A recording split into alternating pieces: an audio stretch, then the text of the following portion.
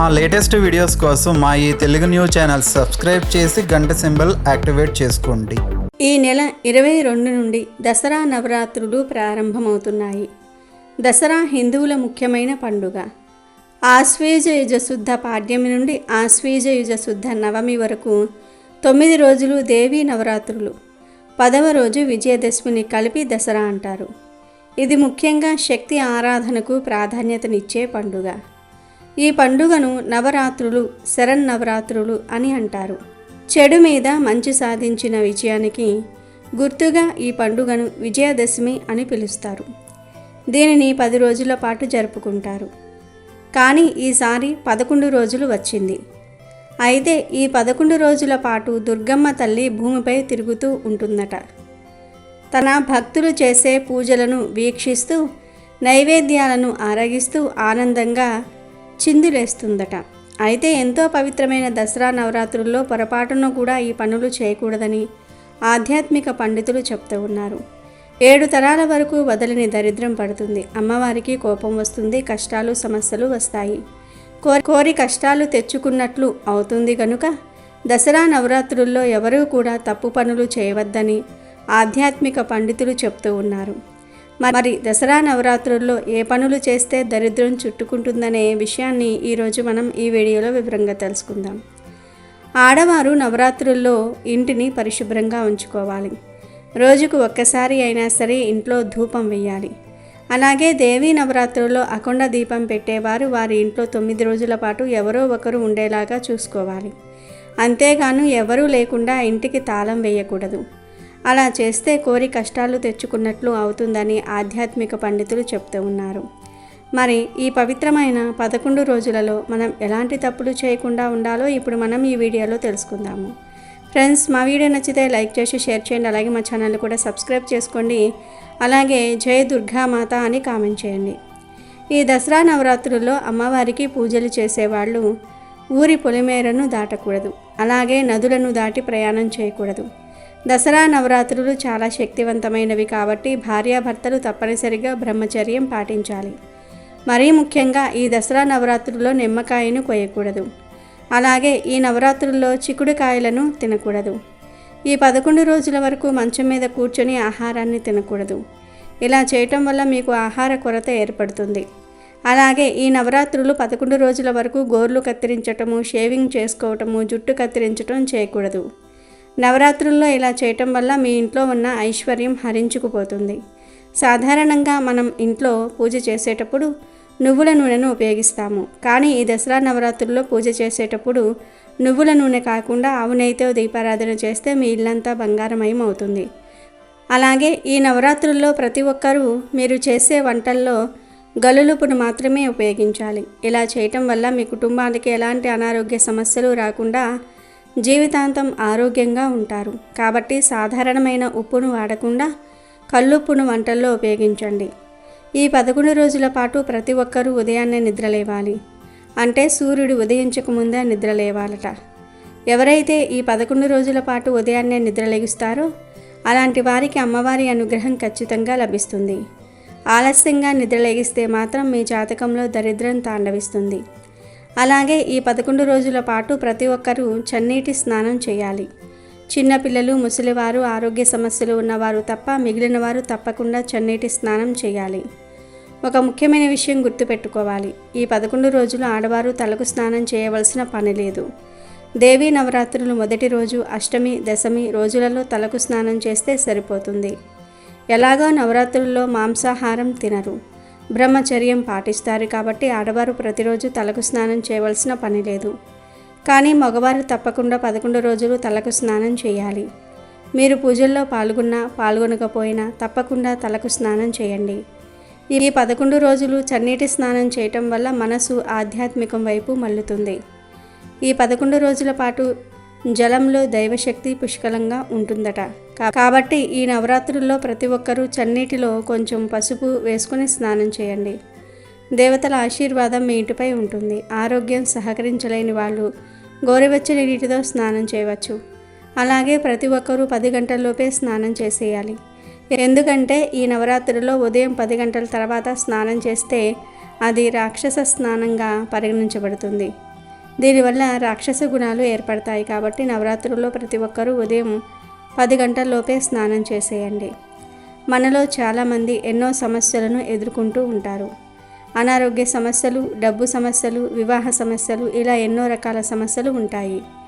అలాంటి వారు ఈ నవరాత్రుల్లో మీ ఇంటి తలుపుపై పసుపుతో స్వస్తిక్ గుర్తును వేయండి.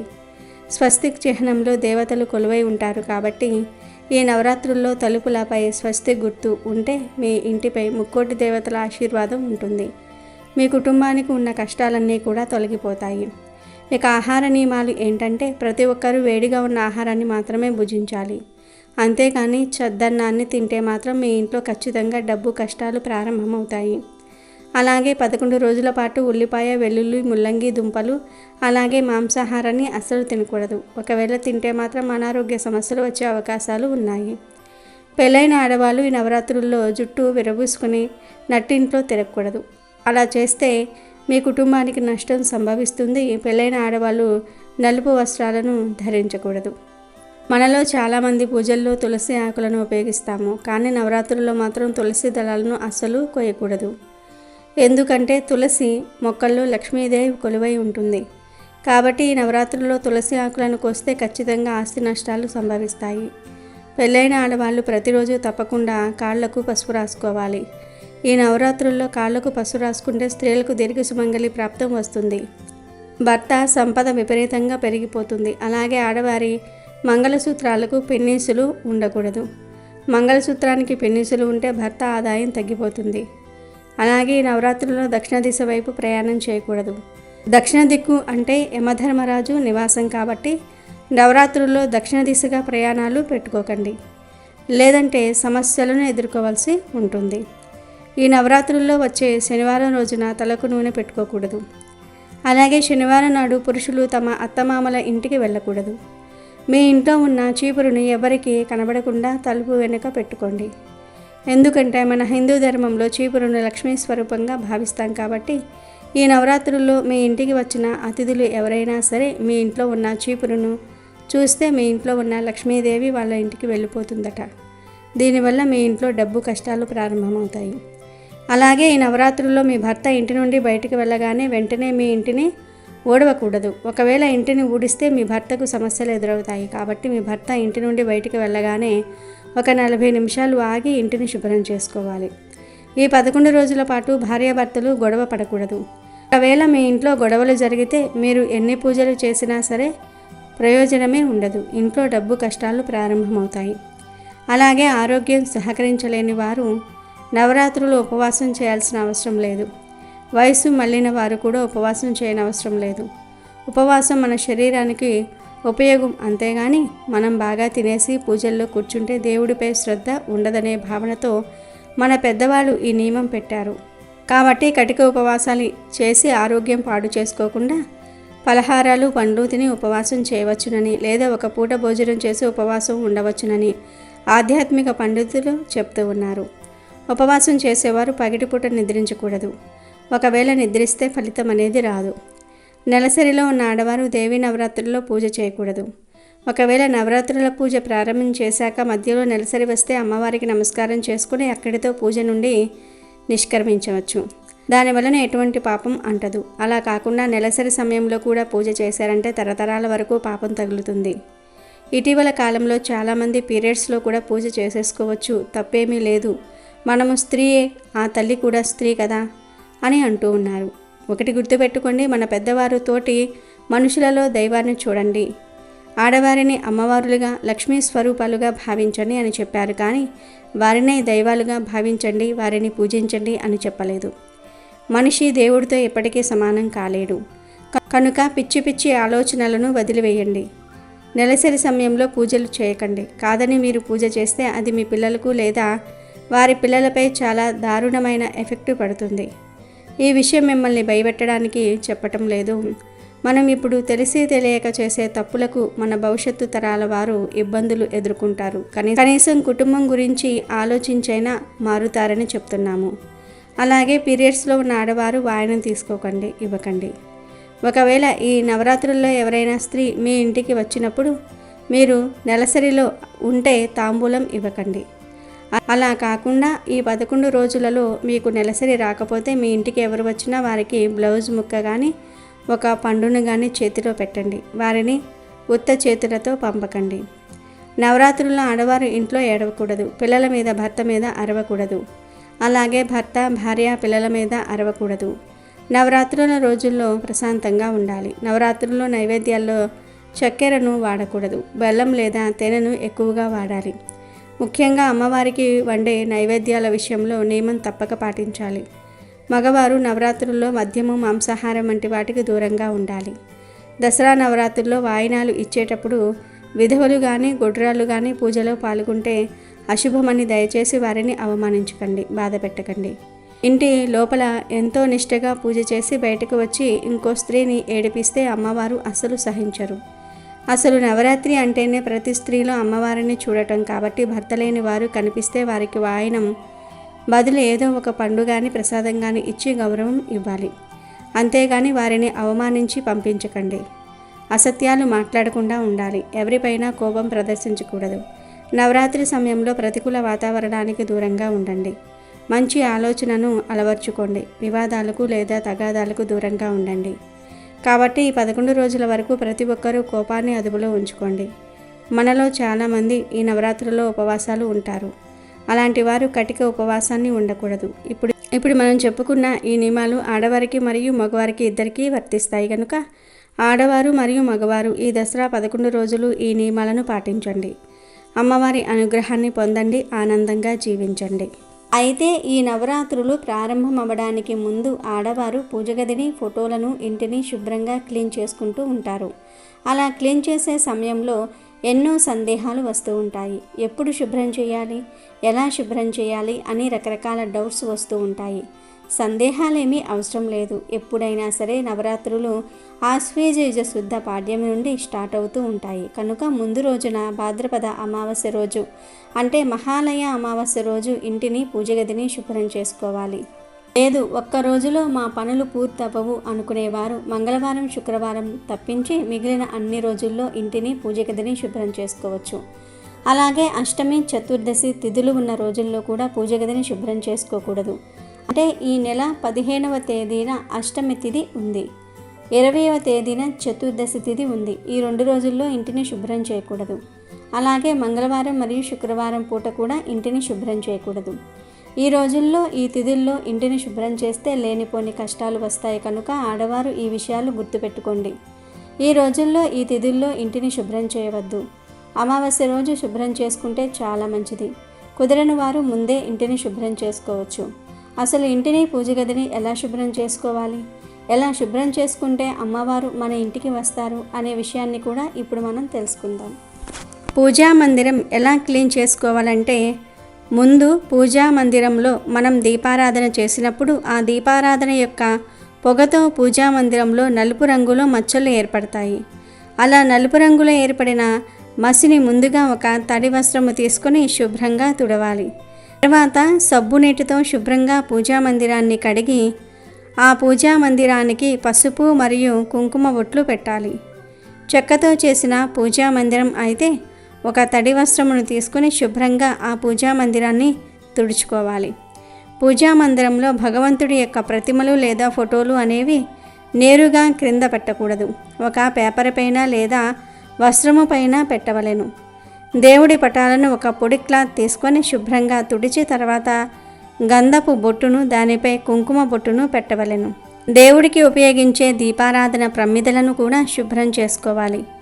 కానీ దీపారాధన ప్రమిదలు అనేవి జిడ్డుగా ఉంటాయి కనుక వాటిని సబ్బు నీటిలో నానబెట్టి తర్వాత ఒక రబ్బర్తో శుభ్రంగా కడగాలి. ఆ తర్వాత ఆరబెట్టుకోవాలి. దేవుడికి ఉపయోగించిన రాగి పాత్రలు, వెండి మరియు ఇత్తడి పాత్రలను కూడా చింతపండు గుజ్జుతో లేదా నిమ్మకాయతో శుభ్రం చేసుకోవచ్చు. వెండితో చేసిన చిన్న చిన్న ప్రతిమలను ఉప్పు లేదా నిమ్మకాయతో శుభ్రం చేయవచ్చు. అపరిశుభ్రంగా ఉన్న పూజా మందిరంలో ఎప్పుడూ కూడా పూజ చేయకూడదు. అలా చేసిన ఆ పూజ అనేది ఫలించదు. కనుక తప్పనిసరిగా పూజ గదిని శుభ్రం చేసుకోవాలి. అలాగే పూజా మందిరాన్ని శుభ్రం చేసేటప్పుడు దేవుణ్ణి స్మరించుకుంటూ శుభ్రం చేస్తే చాలా మంచిది. ఇక ఇంటిని ఎలా శుభ్రం చేసుకోవాలి అంటే ముందుగా ఇంటి బయట ఉండే తులసి కోటను, ఆ కోట చుట్టూ ప్రక్కల ప్రదేశాన్ని శుభ్రం చేయండి. దాని తర్వాత వంటగదిని శుభ్రం చేసుకోవాలి. వంటగదిలోని సామాన్లు అనగా వాడుకునే వాటిని కూడా అన్నిటినీ కూడా తీసి శుభ్రంగా తోముకోవాలి. వంటగది, బెడ్రూమ్, హాలు ఇలా అన్ని గదుల్లో కూడా బూజులు దులిపేసి అల్మరాలు శుభ్రం చేసి అన్నిటినీ కూడా నీట్గా సర్దుకోవాలి. మీరు పడుకోవడానికి వాడే దుప్పట్లు ఇంకా ఏవైతే ఉంటాయో పక్క బట్టలు ఉంటాయో వాటన్నిటిని కూడా శుభ్రంగా ఉతికేసుకోవాలి. ఈ పనులన్నీ కూడా అయిపోయాక ఇంటిని కడగాలి లేదా తడిగుడ్డ పెట్టుకోవాలి. అలా ఇంటిని కడిగేటప్పుడు ఆ నీటిలో కొద్దిగా గల్లులుప్పు, కర్పూరం వేయాలి. వాటితో పాటు సువాసన కోసం వాడేవి ఉంటాయి కదా, అంటే ఫినాయిల్, లైజాల్, డెటాల్ ఇలాంటివి కూడా వేసుకొని ఆ నీటితో ఇంటిని నీట్గా క్లీన్ చేసుకోవాలి. ఇల్లంటే బాత్రూమ్, కారిడార్, వంటగది, హాల్ ఇలా అన్ని ప్రదేశాలు బూజులు లేకుండా దులిపి కడిగేయండి. ఇలా ఇల్లంతా కడిగిన తర్వాత ఇంట్లో సాంబ్రాణి ధూపం వేసుకుంటే మంచిది. ఎందుకంటే మీరు ఇల్లు కడిగిన తర్వాత ఏవైనా 1-2 క్రిములు లాంటివి ఉండిపోతే ఆ సాంబ్రాణి ధూపం పోగొడుతుంది. అలాగే దేవీ నవరాత్రుల పూజకు కావలసిన సామాగ్రిని కూడా ముందే తెచ్చి పెట్టుకోండి. అమ్మవారికి ఏది తక్కువ కాకుండా అంటే సాంబ్రాణి, పసుపు, కుంకుమ, కర్పూరము లాంటివి ఏమీ కూడా కొదవు లేకుండా తెచ్చిపెట్టుకోవాలి. కాబట్టి అందరూ కూడా నవరాత్రులకు ఇప్పుడు మనం చెప్పుకున్నట్లుగా ఇంటినంతా కూడా శుభ్రం చేసుకోండి. నీటిలో ఉప్పు, కర్పూరము మరియు సువాసన కోసం వాడే ఫినాయిల్, డెటాల్ లాంటివి వేసి ఇంటిని శుభ్రం చేసుకోండి. ఖచ్చితంగా అమ్మవారు మీ ఇంటికి వచ్చి కనక వర్షాన్ని కురిపిస్తారు. మీ ఇల్లు కలకలలాడిపోతుంది. అష్టైశ్వర్యాలు సిద్ధిస్తాయి. శరత్కాలం, వసంత కాలాలను యమత్రష్టలని, మృత్యు కోరలని అంటారు. అంటే ఆ సమయంలో యముడి నోటిలోని కోరలు బయటకు వస్తాయి. వాటి ద్వారా ప్రజలను హరిస్తాడని శాస్త్రం. అంటే అనేక వ్యాధులు వ్యాపించి జీవరాశి మృత్యువుడిలోనికి చేరే కాలం ఇది. అందుకే వీటిని యమ త్రష్టలన్నారు. ఈ కాలంలో దేవీ ఆరాధన చేయటం చేత అంటు రోగాలు, వ్యాధులు వ్యాపించకుండా ఉండి అందరూ ఆయురారోగ్యాలతో సుఖ సంతోషాలతో జీవించడానికి దేవీ ఆరాధన తప్పక చేయాలని శాస్త్రం చెప్తోంది. అయితే నవరాత్రులలో అందరూ కూడా 9 రోజులు పూజ చేయలేకపోవచ్చు. అంటే కొంతమందికి ఆరోగ్యం బాగోలేదు లేదా నవరాత్రులలోనే వేరే ఊరు వెళ్ళవలసి వచ్చిన పరిస్థితి రావచ్చు. ఇంకా ఇతర కారణాల వలన కూడా నవరాత్రులు పూజ చేయలేకపోవచ్చు. ఇలా నవరాత్రులలో 9 రోజులు పూజ చేయలేని వారు కేవలం ఈ మాటను మనసులో అనుకుంటే చాలు, పూజ చేసిన దానికన్నా ఎక్కువ ఫలితం వస్తుంది. 1,000,000 జన్మల పుణ్యం వస్తుంది. అమ్మవారి అనుగ్రహం సిద్ధిస్తుంది అని శాస్త్ర పండితులు చెప్తూ ఉన్నారు. మరి ఈ నవరాత్రులలో 9 రోజులు పూజ చేయలేని వారు ఏ మాట అనుకుంటే పూజ చేసిన దానికన్నా అధిక ఫలితం వస్తుంది అనే విషయాన్ని ఈరోజు మనం ఈ వీడియోలో వివరంగా తెలుసుకుందాం. ఫ్రెండ్స్, అంతకన్నా ముందు ఈ వీడియోకి ఒక లైక్ కొట్టి మా ఛానల్ని సబ్స్క్రైబ్ చేసుకోవటం మర్చిపోవద్దు. ఏ కారణం చేతైనా సరే 9 రోజులు నవరాత్రి పూజ చేయలేని వారు కనీసం సప్తమి, అష్టమి, నవమి ఈ 3 రోజుల్లో పూజ చేసినా చాలు, అమ్మవారి అనుగ్రహం కలుగుతుందని శాస్త్రం చెప్తోంది. ఈ 3 రోజులు కూడా చేయలేని వారు కనీసం నవమి రోజు పూజ చేసినా మంచి ఫలితం వస్తుందని శాస్త్రాలలో చెప్పారు. ఇక పూజలు చేసుకునేవారు ఖచ్చితంగా ఈ రంగు చీర పెట్టాలి, ఈ నైవేద్యం పెట్టాలి అని శాస్త్రాలలో చెప్పలేదు అనే విషయాన్ని గుర్తుంచుకోవాలి. ఈ రంగు చీర పెడితేనే అనుగ్రహిస్తారు అమ్మవారు అని, ఈ నైవేద్యం పెడితేనే అమ్మ అనుగ్రహిస్తారు అని అమ్మవారు చెప్పలేదు. ఈ రోజుల్లో అందరూ కూడా రకరకాల నైవేద్యాలను, చీరలను పెట్టి పూజిస్తూ ఉంటారు. అది కేవలం ఆనవాయితీగా చేస్తున్నారు, కానీ అలా పూజ చేయాలని శాస్త్రంలో చెప్పలేదు. నిజానికి దేవీ నవరాత్రులలో భక్తితో, ప్రేమతో చిన్న బెల్లం ముక్కను సమర్పిస్తే చాలు, అదే ఎన్నో బూరెలు, గారెలు వండి పెట్టిన ఫలితాలను ఇస్తుంది. ఎందుకంటే ఇక్కడ భక్తి అనేది ప్రధానం. మీరు భక్తి లేకుండా ఎన్ని నైవేద్యాలు పెట్టినా అవన్నీ కూడా వ్యర్థమే. కనుక నవరాత్రులను భక్తితో జరుపుకోవాలి, భక్తితో పూజ చేసుకోవాలి. ఒకవేళ ఎవరికైనా సరే నవరాత్రులు పూజ చేసే వీలు లేకపోతే ఒక మంత్రం జపిస్తే కనుక 9 రోజులు పూజ చేస్తే ఎంత ఫలితం వస్తుందో అంత ఫలితం వచ్చేస్తుందని పెద్దలు చెప్తూ ఉన్నారు. కుదిరిన వారు మాత్రం ఖచ్చితంగా పూజ చేసుకోండి. వీలున్న వారు కూడా పూజ చేయలేకపోతే దోషం చుట్టుకుంటుంది. ఇక నిజంగా నవరాత్రి పూజ చేయటం కుదరని వారు నవరాత్రుల్లో ప్రతిరోజు శ్రీమాత్రే నమః, శ్రీమాత్రే నమః, శ్రీమాత్రే నమః అని భక్తిగా అనుకుని అమ్మవారిని మనసులో తలుచుకుంటే చాలు, ప్రతిరోజు పూజ చేసిన ఫలితం వస్తుంది. అసలు ఈ నవరాత్రుల వెనుక ఉన్న పరమార్థం ఏమిటి అంటే అమ్మవారిని తలుచుకోవటం. ఎందుకంటే ఈ సమయంలో యముడు కోరలు తెరుచుకుని ఉంటాడు. రోగాలు వచ్చే ప్రమాదం ఉంటుంది. మనకు ఎప్పుడైనా సరే ప్రమాదం వస్తే మనం ముందు ఎవరిని తలుచుకుంటాము? అమ్మను తలుచుకుంటాం. సేమ్ ఇక్కడ కూడా అంతే. మనకు రోగాలు రాకుండా ఉండడానికి అమ్మను కాపాడమని వేడుకోవడానికి పూజలు చేస్తున్నాము, అమ్మవారిని తలుచుకుంటున్నాము. పూజలు చేయలేని వారు ఇలా ఈ మంత్రాన్ని జపించి కూడా అమ్మవారిని రక్షించమని వేడుకోవచ్చు. శ్రీమాత్రే నమః అనే నామంలో ఉన్న అంతరార్థం ఇదే. కేవలం అమ్మను తలుచుకుంటే సరిపోతుంది. అందరిలో అమ్మను చూడాలి. మీలో కూడా మదర్లీ నేచర్ ఉండాలి. అలా ఉంటే ఎవరితో గొడవలు రావు. అందరి మనసుల్ని అర్థం చేసుకునే శక్తి వస్తుంది. కనుక 9 రోజులు పూజ చేయలేని వారు శ్రీమాత్రే నమః అనే మంత్రాన్ని ప్రతిరోజు వీలైనన్ని సార్లు జపించండి. అమ్మవారిని మనసులోనే భక్తిగా ఆరాధించండి.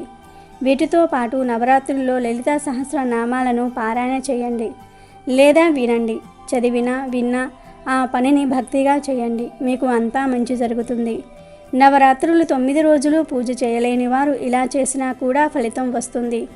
పూజ చేయలేని వారు అంటే ఆరోగ్యం బాగోలేక, ఎటూ కదలలేక మంచం మీద ఉన్నవారు, వేరే ఊరు వెళ్ళిన వారు, ఇంట్లోని వారు పూజ చేయడానికి ఒప్పుకోలేదని ఆపేసిన వారు, ఇలాంటి వారు ఈ నామాన్ని భక్తిగా జపించుకుంటే ఖచ్చితంగా ఫలితం వస్తుంది. అలా కాకుండా అన్నీ బాగున్న నవరాత్రుల్లో 3 రోజులు లేదా ఒక్కరోజు కూడా పూజ చేయకుండా ఈ మంత్రం జపించినా ఎలాంటి ఫలితం రాదు. అన్నీ బాగుండి పూజ చేయలేకపోతే అమ్మవారికి కోపం వస్తుంది, ఫలితం కూడా శూన్యం వస్తుంది. కాబట్టి అందరూ కూడా ఈ విషయాన్ని గుర్తించి నవరాత్రులలో పూజ చేసే అవకాశం లేనివారు ఈ మంత్రాన్ని జపించి 9 రోజులు పూజ చేసిన ఫలితాన్ని పొంది ఆనందంగా జీవించండి. అమెజాన్లో బెస్ట్ డిస్కౌంట్స్ కోసం వీడియో డిస్క్రిప్షన్లో లింకు ఉంది, చూడండి. అలాగే మా టెలిగ్రామ్ ఛానల్ సబ్స్క్రైబ్ చేసుకోండి.